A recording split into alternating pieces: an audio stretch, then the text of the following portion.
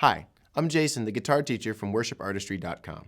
In this lesson, we're going to be focusing on the Cast and Crown song, Glorious Day, also known as Living He Loved Me. In this particular video, we're just going to focus on the intro and the first verse. Now, if you listen to the recording, you'll notice the acoustic guitar doesn't even come in until later in the song. And the main part of the song is carried through the melody that the piano is playing, which is great if you have a piano player in your band, and if that's you, just wait for your time to come in on the second verse. However, not everybody has a piano player to work with. So what we're going to do is convert the piano part to the acoustic guitar. If that works for you, go ahead and tune up and let's get started. Now, really quick, I'm just going to run through the intro and the verse just so that the more advanced guitar players can just see it and get it down, but I will give a lot more explanation as soon as I'm done. 1, 2, 3, 4.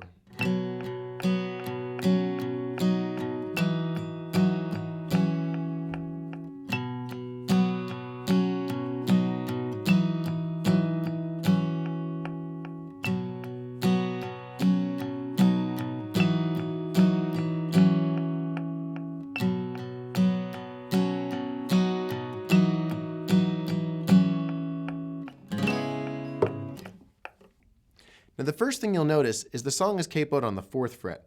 It's actually written in the key of B, but we play it as if we're playing open G chords, right? So chords that are in our key of G.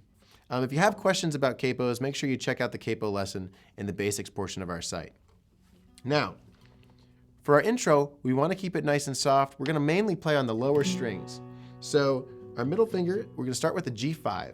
Our middle finger is going to be on the 3rd fret of our E, and our ring finger is going to be on the 3rd fret of our B string.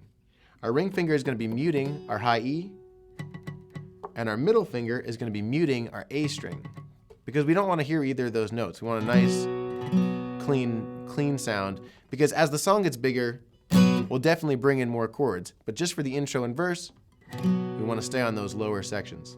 Now, we're going to start out with a G5. Our transition, we're just going to put our pointer finger down on the 2nd fret to make a G2. So 2nd fret of our G gives us our G2, once again muting the other strings. Our pinky is going to then go to make a full G chord.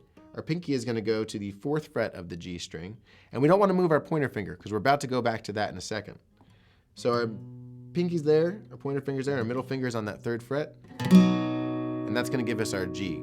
So once again, we have our G5, G2, and then our G. Now we're going to stay in that position because when we move to our C major 7, which is our next chord, all we need to do is slide over so our middle finger is now on the A string and it's muting our low E string. And that's going to give us our C major 7, and then we're going to drop back to a C6, and all that means is we just lift up our pinky. And our pointer finger is still hanging out there from the last time we played the G2. So once again,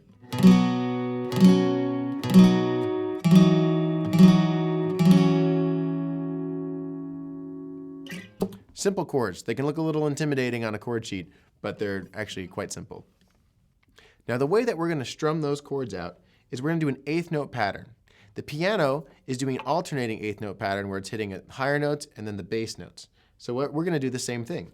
It's going to be all down strums, and we'll start just with our G chord.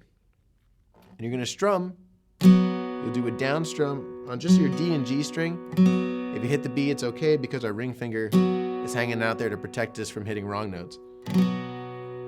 So we're just going to do a down strum there on the 1, and then on the ends, we're going to drop back to our bass note. So it's going to go 1 and 2 and 3 and 4 and then change chords within that. So if you feel like you got that, let's try taking a run through of the whole first verse. And we'll end where it goes to that A minor, and it just starts doing a 1 down strum.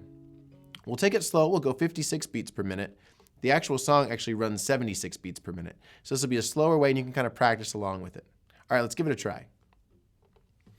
1 and 2 and 3 and 4 and 1.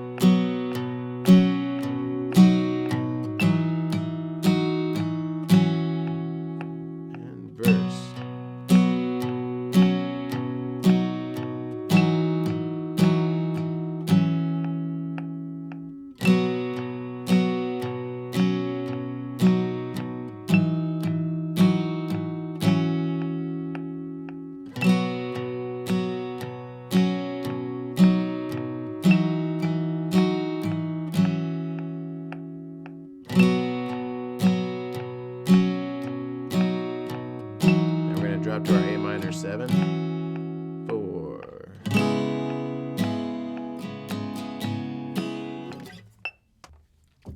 Hopefully you got that. For a free, comprehensive lesson of this song, both with acoustic and electric guitars, make sure you stop at our website, worshipartistry.com. We'd love to see you there.